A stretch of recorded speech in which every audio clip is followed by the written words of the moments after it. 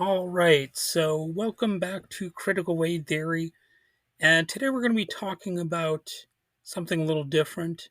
Tales of the Wizard of Oz, an animated TV series that originally aired from 1961 to 1962 in the heyday of things like the Alvin Show, which was the early incarnation of Alvin and the Chipmunks.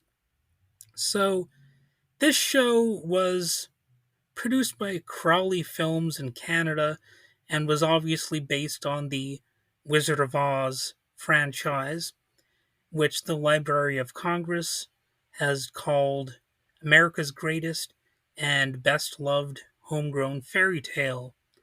Written by L. Frank Baum, of course, the series is sometimes referred to as The Wizard of Oz or The Wizard of Oz cartoon from the 60s, or I'm sure any number of similar things.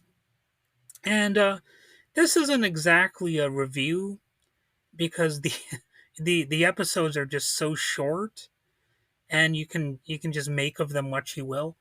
But I do want to go over some of the basics. The series follows the adventures of Dorothy Gale, voiced by Corinne Conley, who is of course a young girl from Kansas, and her pals as they journey through the magical land of Oz. In Oz, Dorothy encounters a variety of whimsical and colorful characters, such as the Scarecrow, known as Socrates the Straw Man in this incarnation, and voiced by Elfie Scop. The Tin Man is known as Rusty the Tin Man, and voiced by Larry D. Mann. Now that'd be quite a name to have, like D Man. Um, like you could say, I'm D Man. Well, that's a little bit corny, but you know, if I had D as a middle initial and Man as my last name, I don't know, I'd be tempted to make that joke. And there's also the Cowardly Lion, cutely named Dandelion here, and voiced by Paul Kligman. And you also have the infamous Wicked Witch of the West, apparently also voiced by Larry D. Mann. So, that these are very short episodes, and they kind of speak for themselves. The show's episodes generally revolve around the group's efforts to overcome challenges and solve problems. I mean, that's sort of a generic explanation, right? But I mean, what can you say? They're like very short episodes. There's there's not even that much time for the plot to be fully developed. But they strive to return to their normal lives after undergoing some sort of problem. And one notable aspect of Tales of the Wizard of Oz is that it has a very distinctive 1960s animation style. It's different from, much of what you would see today. It has that classic look that's really part of its charm. The show used a combination of traditional 2D animation and cutout animation, which gave it a unique and somewhat surreal visual quality. I know some will say it's no Avatar, but I like it. you know, I think I think that type of animation, it just has that classic old school charm. It's kind of hard to really explain, but it's just different. The animation style was somewhat primitive compared to later adaptations of the Oz stories that were animated, but it still retains that huge charm that makes these little episodes fun to check out. The series was relatively short lived, but there were a bunch of short episodes produced during this, original run.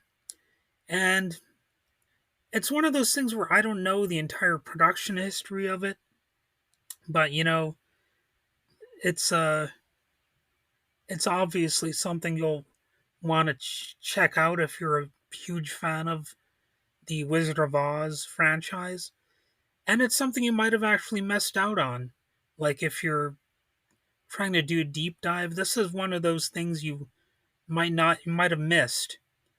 Obviously they've got Muppets doing all kinds of Wizard of Oz type of things and all kinds of fairy tale stuff. And this is an example of, an alternate storyline as far as I'm concerned. And I think I just said storyline in a weird way. I think I said it like storyline, almost like almost like I'm from the South or something. I didn't mean to say it like that. It just came out weird. But anyway, after its initial broadcast, this did get a sort of cult classic status. So people remember it because of its distinctive look, and they might have grown up watching some of these episodes in the 60s and 70s.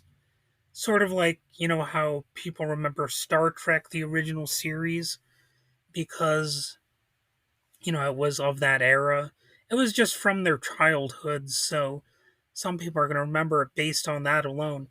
And I actually have versions of that too. Like, I remember watching Astro Boy while I was waiting for the bus, in my youth, waiting at 7 a.m., watching CBC, that's a Canadian broadcasting channel, and they had Astro Boy, and I was able to see that on my TV here in Michigan because we actually get the CBC channel for free, or at least we did.